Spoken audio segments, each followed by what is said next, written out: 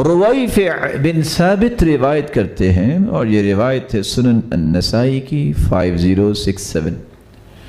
आप सल्लल्लाहु अलैहि वसल्लम ने फरमाया, रुवाइफ़, शायद कि मेरे बाद तुम जिंदा रहो और तुम्हें अल्लाह जिंदगी दे, फ़अख़बिरिन नास, अगर मैं दुनिया से चला जाऊं और तुम्हारी जिंदगी अभी बाकी हो तो एक बात याद रखना, अख़बिरिन नास, लोगों को इस बात की खबर दे देना।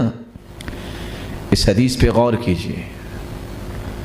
मैंने अक़द लिहियता, बड़े अदब से कहना चाहूँगा, आज उम्मत इसको भूल ही गई कि ये रसूलुल्लाह सल्लल्लाहु अलैहि वसल्लम के चेहराए अनवर की आज़मत और रोशनी थी, जिसको आज रखने के लिए कोई तैयार नहीं होता। हदीस तो ये कह रही है कि अगर आपने इसका एहतिमाम कर ही लिया है, जो कि एक मोमिन और मुसलमान को करना चाहिए, क्योंकि ये उसके इस्लाम और ईमान के दावे को पूरे करने की चीज़ है।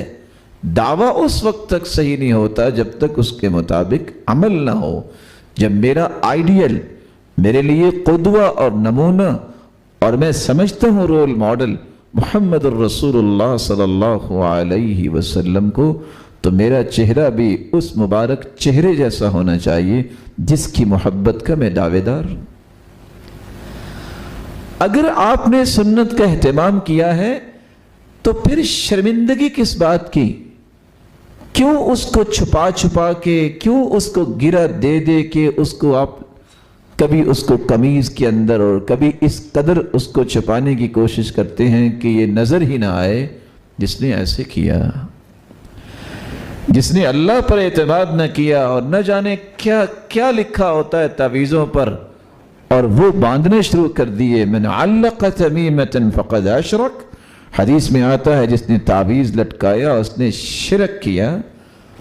और जिसको इतना भी पता नहीं है कि हड्डी और गोबर, ये दो चीजें जो है ये जिन्नों की खुराक है, इसके साथ इस्तिंजा नहीं किया करते। जिसने इन तीनों कामों में से कोई काम किया, अल्लाह के रसूल उससे बरी है।